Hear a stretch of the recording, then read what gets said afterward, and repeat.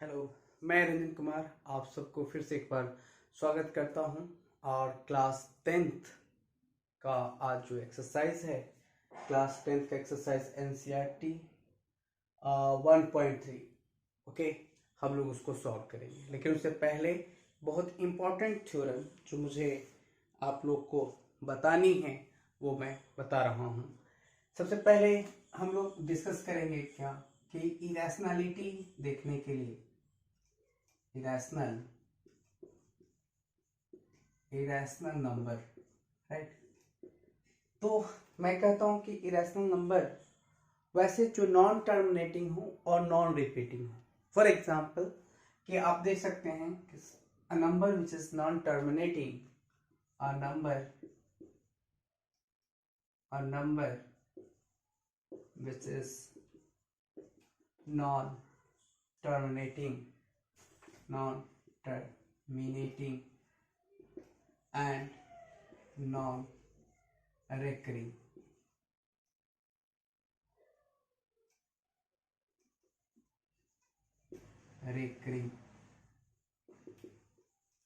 Non terminating and non recurring is called an irrational number, right। तो हमें ये irrational number है, ठीक है। तो जैसे कि एग्जांपल आप ले सकते हैं pi is an irrational number. और अगर मैं लिखूं 1.2011 फिर 00 दूं, फिर इस तरह का जो नंबर दूंगा, फिर इस तरह के जो नंबर्स होंगे ना, ये इस तरह के जो नंबर्स होंगे, ये पाई बोलूं मैं, ये नॉन टर्मिनेटिंग और नॉन रेकरिंग है, मैं उसे बोलूं तो this is an example of irrational number. Okay, so अब इरेशनल नंबर में एक बहुत इंपॉर्टेंट थ्योरम मैं बताऊंगा जो कि हम लोग यूज करेंगे। जैसे कि आपने अगर कोई प्राइम नंबर है, मैंने पिछले क्लास में भी बताया था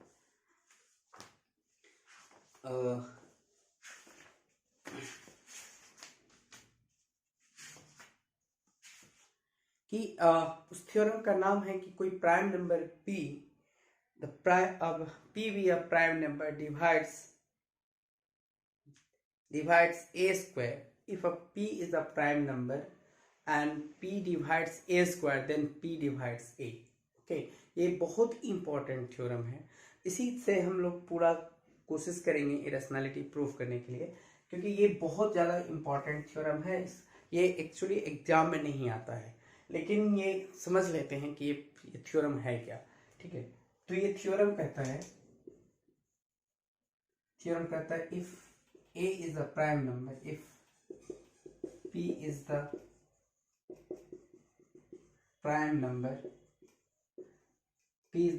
number and a divides, if let ऐसे इसको ठीक कर लीजिए थोड़ा सा, let p is the prime number if p divides a square then p divides a। ये बहुत ही इंपॉर्टेंट थ्योरम है कि ये अगर कोई p प्राइम नंबर है, अगर उसके स्क्वायर को डिवाइड करता है यानी p a को डिवाइड करेगा, तो हम लोग कैसे सॉल्व करेंगे। तो हम लोग a कोई कंपोजिट नंबर है तो इसकी प्राइम फैक्टराइजेशन क्या होगी, p1 हो सकती है, p1 p2 p3 dot dot pn हो सकता है। और ये जो होगा where p is not distinct हो, यह जरूरी नहीं है, ठीक है। तो p अगर मैं इसका a स्क्वायर करूंगा तो मैं क्या लिख सकता हूँ, a स्क्वायर करूंगा तो इसका मैं प्रूफ कर रहा हूँ। तो ये जो आपका a स्क्वायर करूंगा तो p1 p2 p3 dot dot pn का होल स्क्वायर करूंगा तो मुझे ये कैसा दिखेगा, मुझे दिखेगा p1 p2 p3 dot dot pn, n2 दिखेगा p1 p2 p3 dot dot ये pn दिखेगा। ऐसा लिख सकता हूँ। तो कहने का मतलब यह है कि अगर p, इसका मतलब ये हुआ कि अगर मैं ए स्क्वायर इजकल्स टू लिखूं P1 square plus P2 square P3 square dot dot क्या होगा Pn स्क्वायर। तो अगर इसका मतलब ये हुआ कि P डिवाइड्स ए स्क्वायर, तो मैं ऐसा लिख सकता हूं, ठीक है, ऐसा लिख सकता हूं। तो फिर मैं लिख सकता हूं कि P, कोई भी P डिवाइड्स या P डिवाइड्स ए स्क्वायर देन P डिवाइड्स ए, मैं ऐसा लिख सकता हूं। तो अगर ये फंडामेंटल थ्योरम, इसी को हम लोग बोलते हैं फंडामेंटल थ्योरम ऑफ अरिथमेटिक से कह सकते हैं कि P कोई प्राइम नंबर है और A कोई कंपोजिट नंबर है जिसको हमने फैक्टराइज किया P1 P2 P3 में, जो डिस्टिंक्ट नहीं है। तो ए स्क्वायर का मतलब हुआ कि इन दोनों प्राइम फैक्टराइजेशन का स्क्वायर करना। तो कोई भी प्राइम नंबर जो उसको डिवाइड करता है, उसका मतलब ए स्क्वायर को वो डिवाइड करेगा कोई, क्योंकि उसके मल्टीपल उसका एक फैक्टर है। तो अगर कोई ए स्क्वायर को अगर P1 कोई प्राइम नंबर उसको डिवाइड करता है, तो उसका मतलब हुआ कि P जो है वह ए को भी डिवाइड करेगा, क्योंकि वह उसी का एक क्या है, कंपोनेंट है, ठीक है ना। तो इसलिए ये हमें एक मिला यहाँ से कि P डिवाइड्स ए स्क्वायर देन P डिवाइड्स ए। और ये बहुत इंपॉर्टेंट थ्योरम हो जाता है कि कोई भी जो स्टेटमेंट हम लोग कर सकते हैं इसके थ्रू। तो यहाँ से मैं आप लोगों को एक दूसरा अब थ्योरम बताने जा रहा हूँ, क्योंकि इसी कंसेप्ट का हम लोग वहां पर यूज करेंगे, ठीक है। तो यहाँ से मैं क्या करूँगा कि प्रूव करना है कि √2, ये बहुत इंपॉर्टेंट क्वेश्चन में बताने जा रहा हूँ कि अगर कोई रूट में रहे, जैसे √2 हो गया, √3 हो गया, √5 हो गया, √7 हो गया, dot dot √n for all n where n is some integer, some positive integer। इस तरह के जो नंबर होंगे वह सभी मेरे क्या होंगे, इरेशनल नंबर होंगे। तो इसमें एक एक करके अगर मैं प्रूफ करूं, थ्योरम के रूप में है कि √2 is prove that √2 is an irrational number. Proof बहुत ही आसान है और इसको समझना बहुत जरूरी है। क्यों? क्योंकि यहाँ पर √2 की बात कर रहा हूं, ठीक है। तो मैं इसमें कंट्राडिक्शन से प्रूफ करूंगा, proof by contradiction, proof by contradiction. मैं यहाँ पर प्रूफ बाय कंट्राडिक्शन करूंगा। कैसे करूंगा? तो प्रूफ लेट, मैं मानता हूं कि √2 इज रैशनल नंबर, मान लिया। तो अगर रैशनल नंबर है तो मैं इसको √2 इज इक्वल्स टू P/Q लिखूंगा। दिस इंप्लाइज, मैं इसको लिख सकता हूँ √2Q is equals to P। और अगर स्क्वायरिंग बोथ साइड करूंगा, स्क्वायरिंग बोथ साइड्स, तो मुझे क्या बोलेगा, √2Q का whole square is equals to P square. This implies, मैं यहां से लिख सकता हूँ 2Q square is equals to P square. तो अब वहीं क्या कॉन्सेप्ट यूज करेंगे कि 2 divides P square, this implies 2 divides P। ये कॉन्सेप्ट यूज कर सकते हैं, ठीक है। मैं इसको सेंटेंस में भी लिखा जा सकता है कि 2 divides P square then 2 divides P, ठीक है। तो अब यहां से मैं क्या कर सकता हूं, अगर ऐसा है देन मैं लिख सकता हूं यहां से लेट, फिर से मानूंगा P is equals to 2m। Now again मैं लिख सकता हूं यहां से 2Q square is equals to 2m का whole square. This implies 2Q square is equals to 4m square. इससे ये कट जाएगा, तो यहां से मैं लिख सकता हूं 2Q square is equals to Q square is equals to 2m square. This implies, मैं लिख सकता हूँ 2 divides Q square then 2 divides Q, ये लिख सकता हूँ। अगर ये 2Q को डिवाइड करता है, राइट, तो इसका मतलब क्या हुआ कि मैं यहां से लिख सकता हूं कि अगर ऐसा है तो मैं यहां से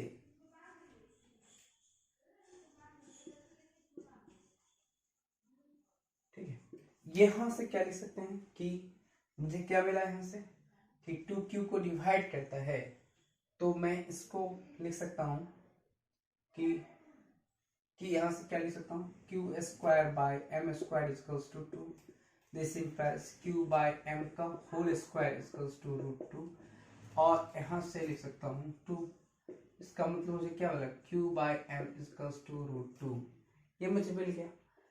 तो हमने ये क्या है रैशनल नंबर, ये क्या है इरैशनल नंबर है, इसका मतलब आवर एजम्पशन जो हमने माना था कि एजम्पशन इज रॉन्ग, राइट। कि मेरा जो एजम्पशन था, मैंने जो मान के चला था कि दिस स्टेटमेंट की दिस √2 जो है वो रैशनल नंबर है, लेकिन यहाँ पर मेरी जो स्टेटमेंट है, मैंने जो स्टेटमेंट प्रूफ किया कि मैं अपनी बातों को मैंने प्रूफ किया यहाँ पर कि √2 जो है वो रैशनल नंबर है, लेकिन फिर मैं देखता हूँ कि यहाँ पर मुझे फिर से √2 मिल जा रहा है। तो मैंने जो स्टेटमेंट कही और इसमें ये बात जो यहाँ पर सेंटेंस में यहाँ जो इरेशनल में लिखा हुआ है, दोनों में यह शब्द मेरी बातें और यहाँ पर लिखी हुई स्टेटमेंट दोनों डिफरेंट हो जाते हैं, है ना। तो दोनों डिफरेंट, इसका मतलब ये स्टेटमेंट सही है, मेरी बातें क्या हो गई गलत हो गई, क्योंकि यहाँ पर मैंने लिखा कि our assumption is wrong, hence मैं कह सकता हूं कि √2 इज इरेशनल नंबर, राइट। यहां से प्रूफ हो गया। तो उम्मीद करता हूं कि ये समझ में आप आ गई होगी आपको कि मैंने इसको प्रूफ किया। इसी तरह से आप √3 के बारे में कर सकते हैं, √4 के बारे में कर सकते हैं, √5 के बारे में कह सकते हैं, √n के बारे में प्रूफ कर सकते हैं, ठीक है। तो एक जनरल थ्योरम मैंने बताया आपको कि ये प्रूफ कैसे होता है, ठीक है। अब मैं आपको एक इम्पॉर्टेंट थ्योरम बताने वाला हूं जिस पर सारा बन जा सकेगा। जैसे कि मैंने कहा कि prove that √10n is an irrational number, right. तो यहां पर मैं क्या करूंगा, फिर मैं इसको p/q के फॉर्म में लूंगा। तो मैं क्या कर रहा हूं, यहां पर लिखूंगा where n is some positive integer, मैं कोई भी ले सकता हूँ, ठीक है। तो मैं प्रूफ करूंगा इसको कि let √n is rational number. मैं मान लेता हूं कि ये क्या है रैशनल नंबर है। इसका मतलब क्या हुआ √n equals to p/q, this implies √nq is equals to p²। और मैं यहां से क्या लिख सकता हूं, स्क्वायरिंग बोथ साइड करने पर मैं लिख सकता हूं √nq is equals to p। अब मैं यहां से लिख सकता हूं स्क्वायरिंग बोथ साइड्स क्या होगा √nq का whole square is equals to p², ऐसा हो जाएगा। फिर मैं क्या लिख सकता हूँ nq² is equals to p²। तो यहां से मैं क्या लिख सकता हूँ, this implies n divides p², then n divides p, ऐसा लिख सकता हूँ। वेयर यहां लिख दीजिए कि where n is some positive integer, ठीक है। मैंने यहाँ लिखा। नाउ मैं लिख सकता हूँ now p is equals to 2m, now p is equals to m, right. मैंने ले लिया यहाँ पर p is equals to m, और m क्या है सम इंटीजर होगा, तो q divides equals to m square लेता हूँ। आप इसको m ले लीजिए, ज्यादा आसान होगा। n p is equals to, मैं यहाँ से ले लेता हूँ nm, ठीक है। तो यहाँ से क्या मिला nm का होल स्क्वायर। तो अब मैं यहाँ से क्या लिख सकता हूँ कि nq² is equals to nm का होल स्क्वायर। इसको मैं लिख सकता हूँ nq² is equals to n² m², ये लिख सकता हूँ। यानी अब ये क्या करेगा, एक n से इसको n काटेगा। इसका मतलब मैं लिख सकता हूँ कि n divides q², then n divides q। इसका मतलब ये हुआ, यहां से मैं अब लिख सकता हूँ ये बात कि n यहाँ से मुझे क्या मिला, यहाँ से मुझे n is equals to m square q square by क्या मिला, q square by m square मिला। तो यहाँ से लिख सकता हूँ n is equals to q by m का whole square, q by m का होल स्क्वायर लिख सकता हूँ। तो यहाँ से मुझे फिर से रूट n आ जाएगा क्यू बाय m, हेंस यहाँ से मैं q हेंस q मैं यहाँ लिखूंगा, हेंस आवर एजम्पशन,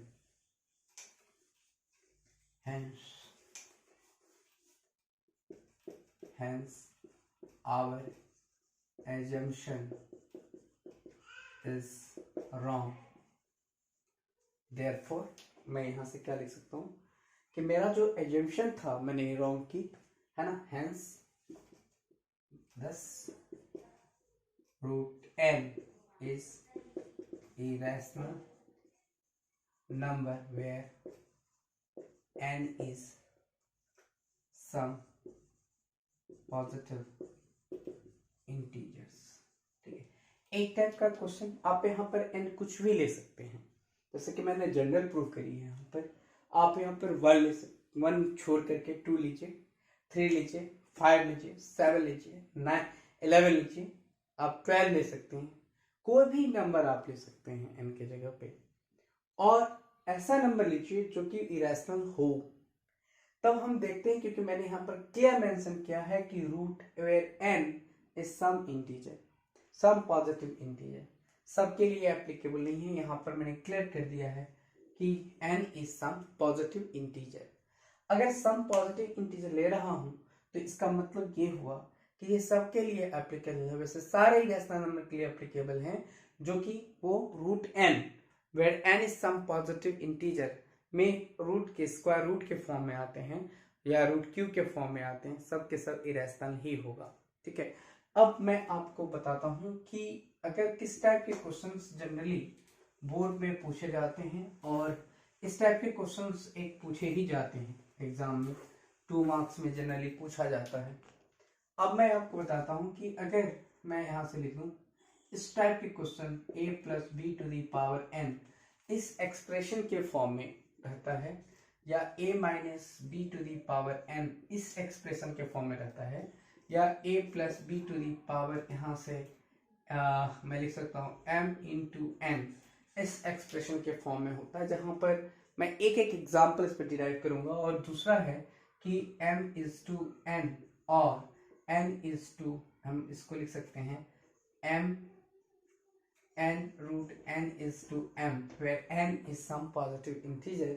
तो मैंने यहाँ पर इस टाइप के एग्जाम्पल में बताता हूँ कि ये इस टाइप के जो एक्सप्रेशन होते हैं वह भी इरेशनलिटी को शो करता है। जैसे कि अगर मैंने एग्जाम्पल लिया 2 प्लस 5 रूट अंडर 3, एक एग्जाम्पल ये हो सकता है, या मैं लिया यहाँ पर 2 माइनस 5 रूट अंडर 3, यहाँ पर ये देखिए ये 5 रूट अंडर 3 है कि नहीं, ये इस फॉर्म में है कि नहीं, m इज टू n। आप देखेंगे कि अगर मैं यहाँ 1 बाय यहाँ से मैं लिख दूं कि 6 बाय रूट 5, ये इरेशनलिटी हम प्रूफ करेंगे, और इसके रूप में रूट 6 बाय 5 या रूट 6 बाय 5, तो यह भी इरेशनलिटी का एक पार्ट हो सकता है। तो इस एक्सप्रेशन में कहीं भी रहे उसको हम इरेशनल प्रूफ कर सकते हैं। तो इसका हम लोग कैसे प्रूफ करेंगे, तो इस एक्सप्रेशन के जो जनरल टर्म्स होते हैं मैं एक एक करके उसके एग्जांपल्स के बारे में मैं आपको बताता हूं कि हम लोग कैसे सॉल्व करते हैं। जैसे कि मैंने इस टाइप के क्वेश्चन उठाया, इस टाइप के क्वेश्चन उठाया। ठीक है, तो सबसे पहला काम ये करना है कि इसका स्टेप फर्स्ट मैं लेता हूं कि अगर मैं प्रूव करता हूं कि prove that 2 plus 5 root under 3 is an irrational number, right. तो यहां से मुझे क्या फायदा मिलेगा, देखिए जैसे कि मैंने लिखा 2 प्लस, अब मैं इसको सॉल्व करूंगा, प्रूफ करूंगा।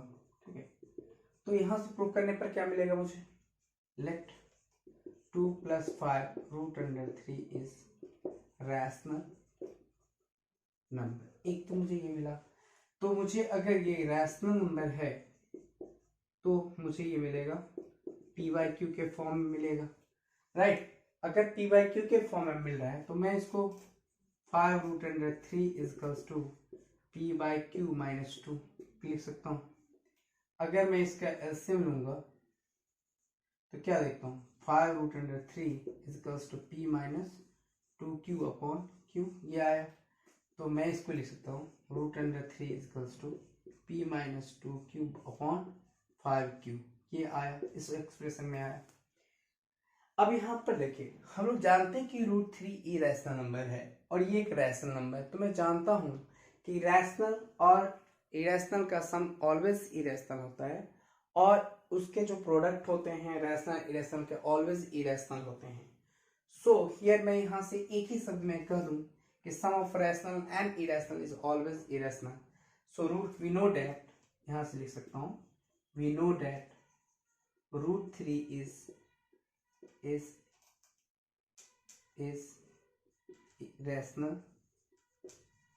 irrational number and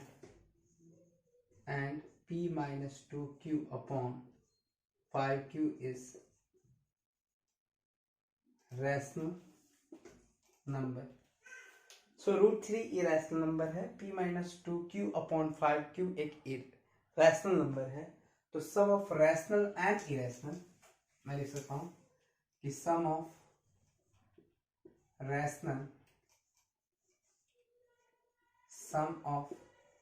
rational and irrational is always irrational, ठीक है, irrational. So our superposition is hence our assumption is false, hence this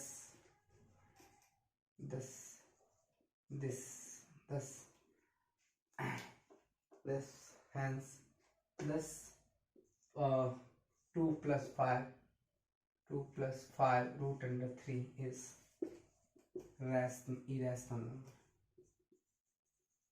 irrational number।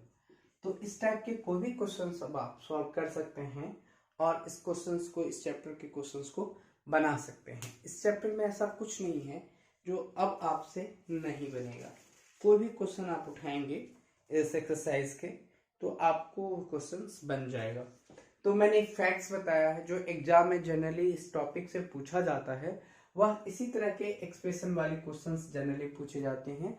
वह प्लस में या माइनस में या एडिशन में या सब्सट्रैक्शन में या मल्टीप्लिकेशन में हो या डिवीजन में हो तो हम उसको इरेशनलिटी प्रूव कर सकते हैं, राइट। तो इसको आप लोग ज़्यादा से ज़्यादा प्रैक्टिस करेंगे क्योंकि ये एग्जाम में जरूर आता है और बोर्ड का सबसे इम्पॉर्टेंट टॉपिक है ये। और एक विनती आपसे करनी है कि आप लोग जब वीडियो को देखते हैं तो उसको लाइक करें, कमेंट करें और अपने दोस्तों को शेयर करें, अपने और लोगों को शेयर करें ताकि हम लोगों को उससे सहानुभूति, हम लोग को थोड़ा सा उससे बूस्टअप मिले ताकि वो और लोग उसको देखें, कमेंट करें। अगर इस टॉपिक में क्लास 10th वाले एनसीईआरटी के टॉपिक में अगर कोई चीज़ समझ में नहीं आ रही हो तो उसको जरूर कमेंट करें और आप लोग सब्सक्राइब करना ना भूलें और वीडियो वॉच करें, सब्सक्राइब करना ना भूलें, कमेंट करना ना भूलें और ज़्यादा से ज़्यादा जो है दोस्तों से को तक फॉरवर्ड करें ताकि हमारी पहुंच आप लोग के बीच में पहुंचे और हमें थोड़ा सा बूस्टअप हो कि हम थोड़ा सा और अच्छा से वीडियो बना सकें। इस खुशी के साथ कि मेरा व्यूअर, मेरा जो स्टूडेंट्स मेरी वीडियोस को वॉच कर रहे हैं। तो इसी के साथ साथ मैं लेता हूं आपसे विदा और उम्मीद करता हूं कि ये टॉपिक आपको अच्छी लगेगी और मैं आपसे लेता हूं इजाज़त। Thank you very much.